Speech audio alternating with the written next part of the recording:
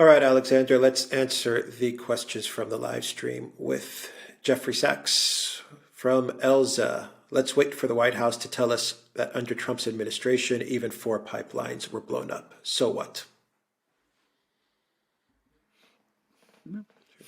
Nothing to say to Ryan, that one. From Ryan, there's a lot of talk of the world moving off the petrodollar. What effect will that have on the average American and the U.S. economy?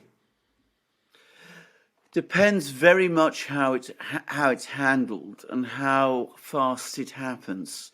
The risk is that if there's a massive rush from the dollar, that will cause dollars, and there are trillions of them floating around the world, to migrate where they can still buy things, which is in the United States itself.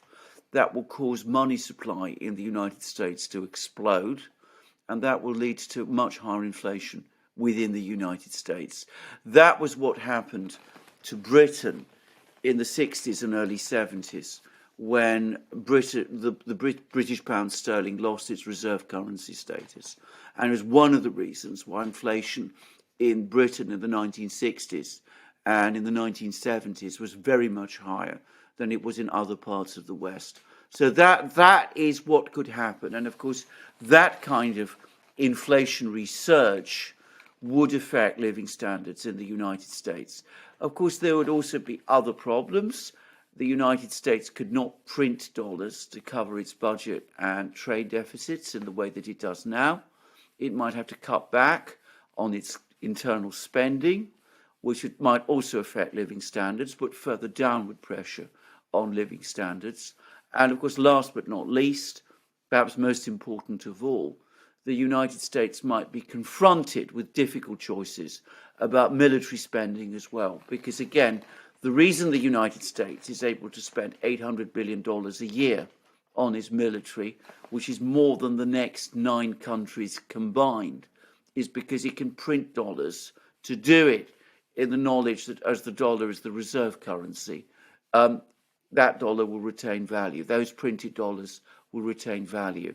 So it'll be a pretty momentous event if and when it happens. Ryan says, is there still hope for America or time to leave? No, there is hope for America. In fact, I'm going to insist on this. Despite all that I've just been saying about the turbulence, the United States coming out of this process, provided it maintains political stability, retains all the means it needs to remain a very wealthy country and a great power. Maybe not the global hegemon, but in my opinion, trying to maintain the position as global hegemon is now eating into the economic vitality of the United States and is creating all kinds of pressures, domestic political pressures within the United States. So it could actually be, after the turbulence, a liberating moment. But that will be for the Americans themselves to see it happen, to make it happen. Taro Van Harris, thank you for that super sticker. Amir, thank you for that super sticker. H. Michella, thank you for that super sticker. Steve Brown, thank you for that super sticker. Akraman, thank you for that super sticker. And Honey Bell, thank you for that super sticker. Black Crow 67 says, neocon obsession. Russia is to the West as Moby Dick is to Ahab. This is one Nantucket sleigh ride the West can't handle. Absolutely correct. I mean, was it Captain Ahab says, in death do I grapple with thee? I mean, I can't remember the exact line. I'm sure some people here do remember. But I mean, it does have an obsessional quality. I think, what Jeffrey Sachs said over the course of the program, that this is the same group of people who were fretting and stressing about Ukraine all the way back in 2014 and beyond. Really tells the whole story, because it's not Ukraine that they're primarily interested in. It's Russia. James Hell 9000, thank you for that super chat. Metal Max 1970, thank you for that super sticker. Jeff Bickford says, thank you. And CJ says, where do you get your news on geopolitics? I want to do my own due diligence and get the news from a reliable source like you guys. where to start? I mean, that is an impossible question. I mean, each of us looks at lots of different places, and we don't get the news from one single source. I mean, you have to look at the media, obviously. You have to look at the various statements by governments, and all the governments produce information. You have to go to various well-informed blogs, and we discuss what they are. You have to listen to what experts say. I mean, it's a challenging operation. If you start working hard and you retain a skeptical and independent mind and go through the internet. I mean, we often refer to the people we get information from. You can follow all that up, and eventually, if you want to work as hard as we do, you will get there. Jason says the U.S. is acting like its women do what it wants with no accountability or an ability to handle pushback. Well, I think there's some truth in that. I'm not sure where the women come in, but anyway, there it is. Raphael Ligode says, Alex, this line is for you. Putin is turning Ukraine into a black hole for firing weapons. Russia is standing up, winning against the whole West Army. I'm not sure which Alex. I think that's probably you, Alex. Let me say. But I think we both agree with that. Silas Larson says, Russiagate had many anonymous sources. Hirsch has one. Yeah, I know. Many, that doesn't mean that they're particularly good sources. One good source is worth a million bad. Well, it's not worth a billion bad ones. A million bad ones amounts to nothing. Remember, the number 0 multiplied by 100 or a million is still 0. So if all your sources are lying to you, then, I mean, that's still lies, even if they seem to be corroborating each other. Whereas one good source is, telling you the truth. So I don't think you can just make that kind of statement and say, because Russiagate had lots of sources and Hirsch had only one, that somehow means that, there's this story by Hirsch is somehow less reliable. What I'm going to say about that is this. I doubt very much that Hirsch had only one source. I mean, I've heard people discuss his methodology. He probably has one main source, but he will have been very careful to check out that this source is telling the truth. And that's, as I understand it, Hirsch's method. Joseph says, thanks. Sparky says, great work. CJ says, do you recommend any other YouTube channels, people on social media to follow, books or newspapers we should check out in regards to geopolitics? Well, I mean, we do this all the time. We are constantly referring to people. I speak a lot, and because, on my channel, I cover Ukraine matters. I refer to what Brian Beletic at the New Atlas is saying, for example. Then there's, others. Garland Nixon has a good channel. But, I mean, to discuss all of this, it's a bit invidious on this kind of live stream because, inevitably we look at lots and lots of people and we don't want to miss one person and say this person we missed out is somehow less worthy than someone else.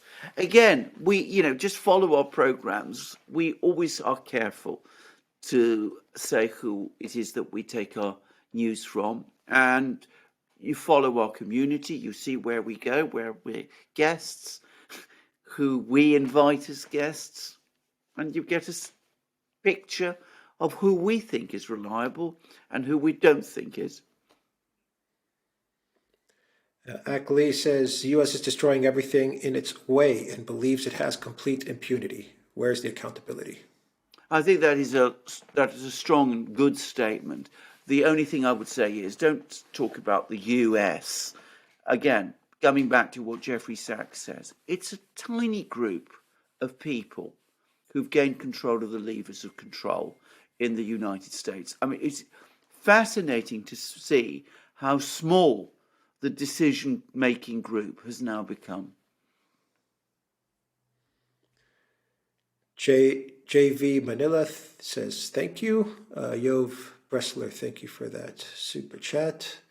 Sanjeva says, Mr. Sachs, why do Americans and Europeans hate Russians so much? It's not because of Putin. As I remember the Russophobia being ripe even during Yeltsin times. It's irrational. Yeah, I mean, I think we can all discuss this. I mean, this issue. I mean, we've discussed this on many programs. It regularly comes up on my locals live streams, for example.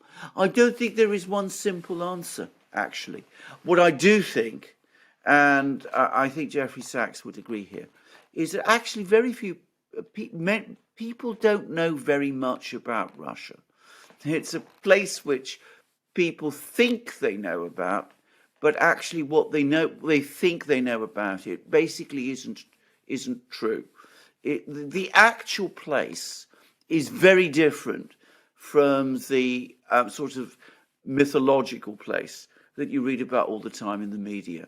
And I think that makes it very difficult, because people think they know a lot about Russia, to actually persuade them that what they know about is almost entirely wrong. Wayne Hall says, we are sheep until we the people face real consequences. The road will continue to be paved. Pray faithfully, pray often. Well, I'm afraid you may be right, and it might need some real big, terrible event to wake us up. But I would hope that people will wake up and start to act before that moment comes. Let's not underestimate the fact that, a lot of people are questioning and doubting the narrative that they're being given, even in the Daily Telegraph, for example, in Britain, which is the most mainstream newspaper you can find in Britain. Boris Johnson fan club. There was an article on Saturday which spoke about, by Jeremy Warner, saying that Zelensky is he's fawning Western leaders like a violin, and was deeply skeptical about Zelensky and all he represents. Suityu01 says, never believe anything in politics until it has been officially denied. Otto von Bismarck. Perfect. Yeah. I know it's by, I've heard that. I know it's by Bismarck.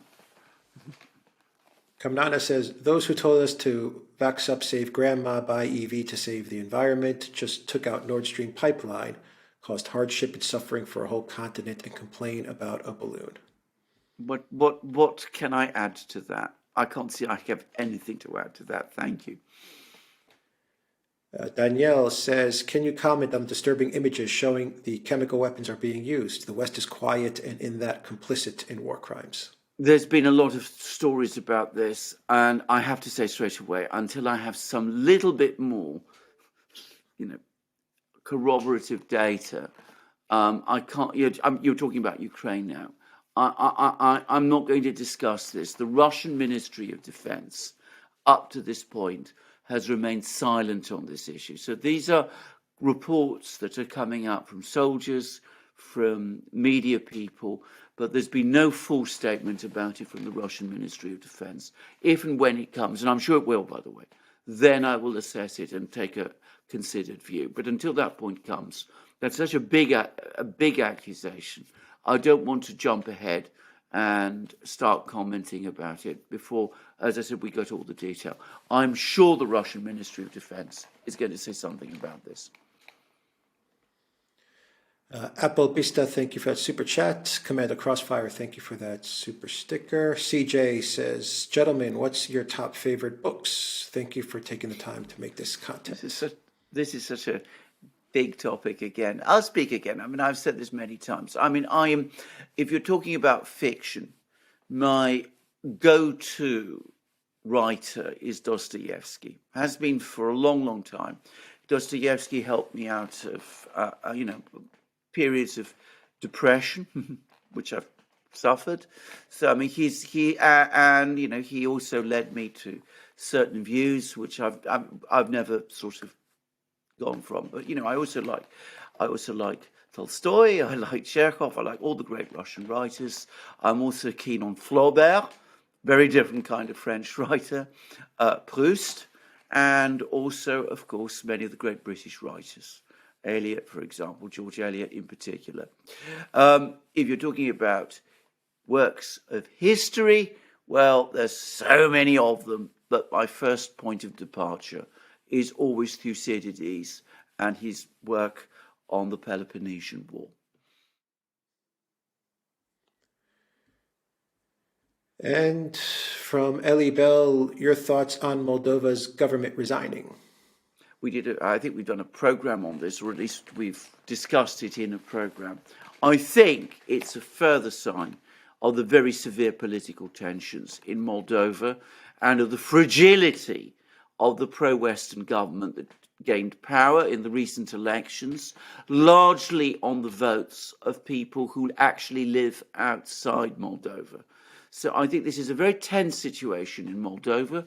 I gather it's deteriorating. I gather there's protests against the government at all times. And I have to say something else, actually. I've seen some reports which suggest that the purpose of the resignation of this pro-Western government is in order to replace it with an even more pro-Western, more hardline pro-Western government whose purpose will be to crack down on those protests. So, be aware this is a very tense situation, but it does show how deeply divided Moldova has become. Samal Parla says, many involved in the actual sabotage, no leaks at all. Here, Pentagon served story to Hirsch to de-escalate.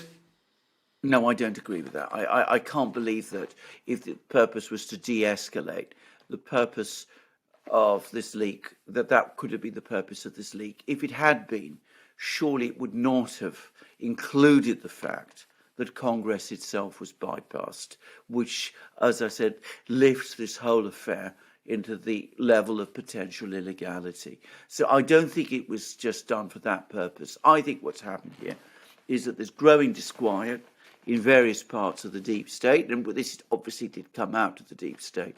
There's growing disquiet within the deep state that this small group, who they levered into power because they wanted them there, having got them there, they find that this small group is now running the train off the tracks. And I think that's what this is all about. And ultimately, things are not going well in Ukraine. War is being lost. And this group is taking ever more dangerous risks. And I think some people are starting to get worried. All right, those are all the questions from the live stream with Jeffrey Sachs. Thank you very much, everybody.